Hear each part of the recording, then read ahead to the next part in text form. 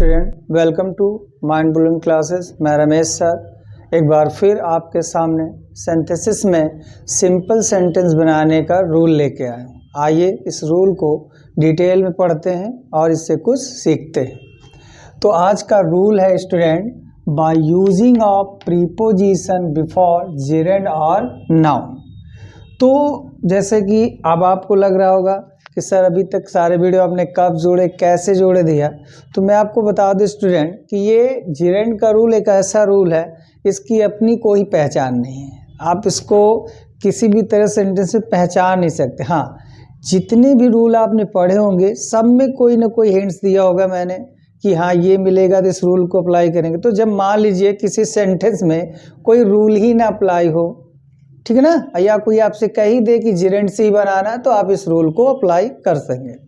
तो इसमें जेरेंड तो सबको पता है कि क्रिया हिंदी में नानी ने होता है, मेनू की फर्स्ट फॉर्म आईएनजी लगा बनता है। लेकिन इसका जो खास बात जो है वो आपकी खास बात क्या है कि इसमें प्रीपोजिशन का प्रयोग करना होता है, और चूंकि दिए गए सेपरेट में कोई प्रीपोजिशन नहीं होता, तो यहाँ प्रीपोजिशन कौन सा आएगा ये फाइंड आउट करना ही सबसे चैलेंजिंग हो जाता है। तो हमें प्रीपोजिशन कौन सा लगेगा ये सेपरेट को देख के कैसे पता लगाएं, ये अगर हमने सीख लिया तो काफ़ी हद तक हम इसे बहुत अच्छे ढंग से कर सकते हैं। तो कुछ मेन प्रीपोजिशन जो इसमें यूज करने हैं मैं आपको उनके बारे में बता रहा हूँ।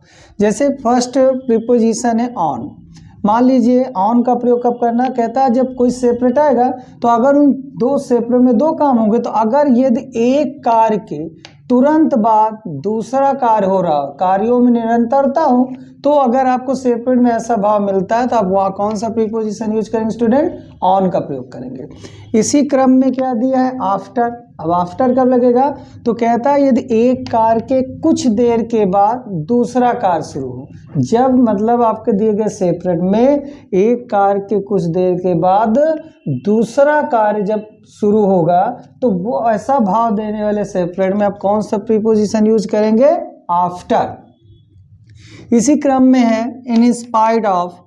यदि विपरीत भाव निकले, दोनों जो सेंटेंस आएंगे सेपरेट में, उन दोनों सेंटेंस में जो बात कही जाए दोनों एक दूसरे के क्या हो, विरोधी हो, विपरीत भाव उत्पन्न करते हो, तो वहां आप प्रीपोजिशन यूज करेंगे इन स्पाइट ऑफ।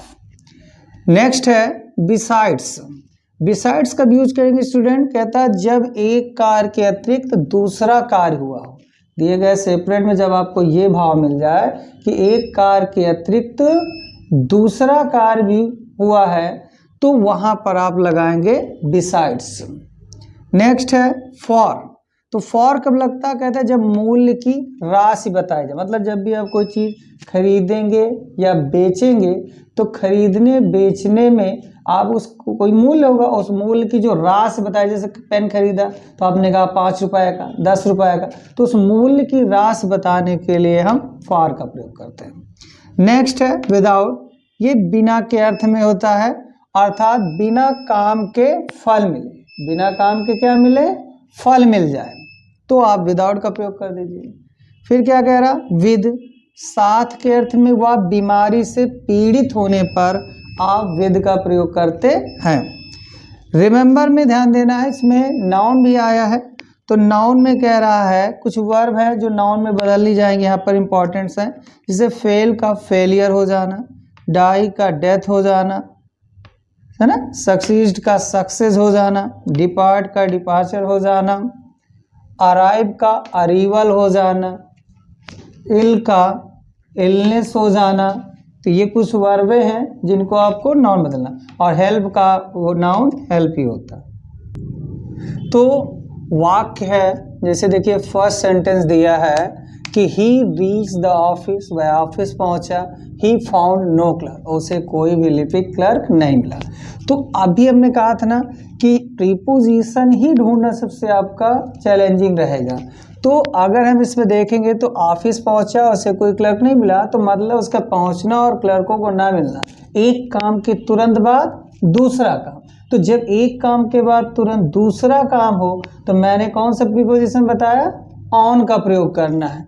तो यहाँ पर ये हो गया ऑन लगेगा। अब जिरंड किसका बनेगा? जिरंड वही बनेगा जो पहले कार्य होगा, जो कार्य पहले होगा। तो पहले कौन सा कार्य हुआ है? पहुंचने का। तो हम सबसे पहले यहाँ ऑन और रीच में ING लगा के बना दे, gerund on reaching the office, और कॉमा, और अगले सेंटेंस को वैसे ही उतार दे, तो ही फाउंड नो क्लर्क, ऐसे करके बनाना।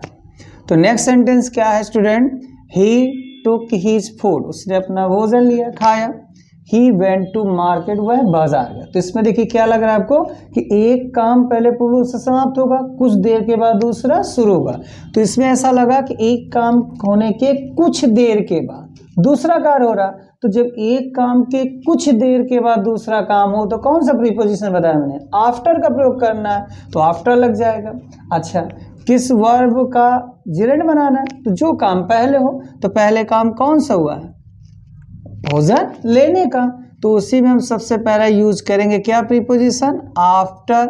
और टू का फर्स्ट फॉर्म पहले टेक से बन जाएगा टेकिंग हिज फूड, कॉमा, और अगले सेंटेंस को वैसा ही उतार लें, तो ही वेंट टू मार्केट। तो आपका सेंटेंस बन गया after taking his food, comma, he went to market. Next क्या है? सी वर्कड हार्ड, उसने कठिन परिश्रम किया। सी गॉट गुड मार्क्स, तो इसमें उसने कठिन परिश्रम किया और उसने अच्छे नंबर प्राप्त किए। तो इसमें आपको बाई लगाना है। और बाई कैसे पहचानते हैं? तो बाई के लिए हमेशा याद रखिएगा कि जब कोई काम करने के मैनर या विधि बताए, या मैं यूं कहूं कि जब काम किया जाए उस काम का हमें फल भी मिल जाए, कोई काम करे उसका काम का फल भी अच्छा मिल जाए। तो जैसे उसने कठिन परिश्रम किया तो उसका फल क्या मिले? उसे अच्छे नंबर प्राप्त हुए। तो ऐसे सेपरेट में कौन सा प्रीपोजिशन लगाएंगे स्टूडेंट? बाई का प्रयोग करेंगे। तो बाई तो लग गया, और इसमें पहले काम कौन सा होगा? कठिन परिश्रम करेगा तभी तो अच्छे नंबर पाएगा। तो पहले होने वाले कार्य का जिरंड बना दीजिए।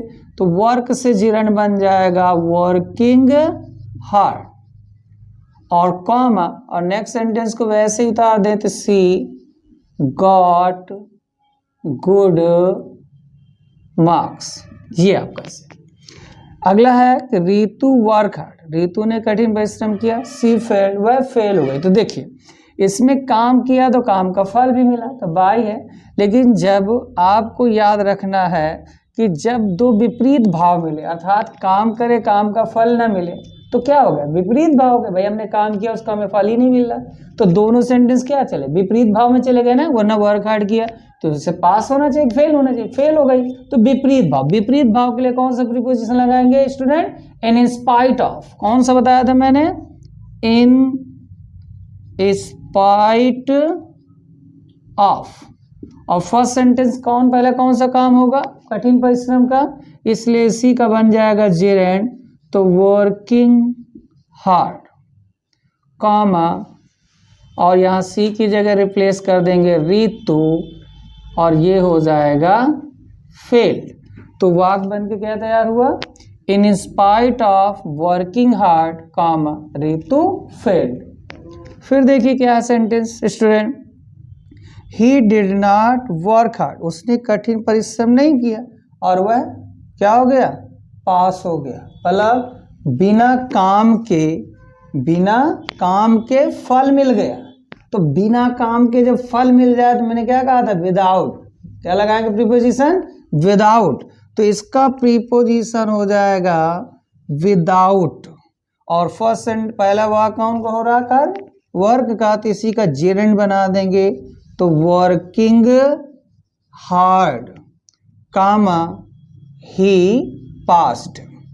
तो इस प्रकार करके आप विदाउट से बना दिए। कहता आई हेल्प रीतु, मैंने रीतु की सहायता की। सी कुड नॉट पास, और पास नहीं हुई। तो इसमें भी तो देखिए अगर सहायता की थी तो उसे पास हो जाना चाहिए था। तो एक सेंटेंस, दोनों सेंटेंस क्या विपरीत भाव के, क्या है? विपरीत भाव के। या मैंने भी कहा कि या यूं कह दूं कि काम किया गया है लेकिन उसका फल मिला नहीं है। तो जब ऐसा वाक्य हो तो मैंने अभी क्या कहा था? In spite of. तो इसमें भी क्या लग जाएगा? इन स्पाइट ऑफ, तो इन स्पाइट ऑफ लग गया। अब याद रखना है कि यहाँ पर बात हो रही है कि सिर्फ जिरेंट के पहले नहीं लगना, नाउन के पहले तो भी लग सकता है। तो यहाँ पर हम कहेंगे कि बिना मतलब मेरी मेहनत के बावजूद या मेरी सहायता के बावजूद, मेरी सहायता के बावजूद, तो सहायता तो हेल्प, सहायता निकला ना, नानी तो नहीं निकला, तो हेल्प का यहाँ पर क्या बनाना पड़ेगा, नाउन, और हेल्प की नाउन हेल्प ही होती है। लेकिन सॉरी इसमें मेरी है तो यहाँ पर लिखेंगे माई हेल्प, तो ये बन जाएगा in spite of my help, मेरी मदद के बावजूद, कामा, और यहाँ पर सी की जगह रीतु को रिप्लेस कर देंगे तो रीतु कुड नॉट पास, तो ये बना in spite of my help Ritu could not pass. तो इसमें आपने देखा इसमें जिरेंट नहीं बल्कि क्या का प्रयोग किया, हमने नाउन का प्रयोग किया, क्योंकि रूल ही है कि by using of preposition before gerund और नाउन, तो जिसमें नानी का अर्थ निकलता जिरेंट बनाते, जिसमें नानी का अर्थ नहीं मिलता तो वहाँ वर्ब से हम क्या बना रहे हैं, नाउन का प्रयोग कर रहे हैं। लास्ट सेंटेंस क्या कह रहा है student, I bought a pen, मैंने एक पेन खरीदा, I gave 5 rupees for it, और मैंने इसके लिए 5 रुपये दिए। तो मैंने कहा था कि अगर कोई चीज़ खरीदी या बेची जाएगी तो मूल्य की जो राशि बताई जाएगी उसके पहले, राशि के पहले क्या लगाएंगे, फॉर का प्रयोग करेंगे। तो इसको हम जब जोड़ेंगे तो आई बॉट अ पेन, ये हो गया, और राशि कितनी है इसकी, मूल्य की 5 रुपये, तो उस राशि के पहले क्या लगाएंगे, कौन सा प्रीपोजिशन, फॉर, और फॉर के बाद हो जाएगा 5 रुपीज। तो इस तरह करके हम by using a preposition before gerund noun का प्रयोग करके अच्छी प्रकार से हम सिंपल सेंटेंस बना सकते हैं। और आई होप कि आपको बहुत अच्छे से ये रूल समझ में आया हो। आप इसको पढ़िए, बुकों से एक्सरसाइज सॉल्व करिए, आपको निश्चित रूप से वाक्य आएंगे। और अगर आपको ये वीडियो अच्छी लगे तो चैनल को लाइक करें, सब्सक्राइब करें। Thank you.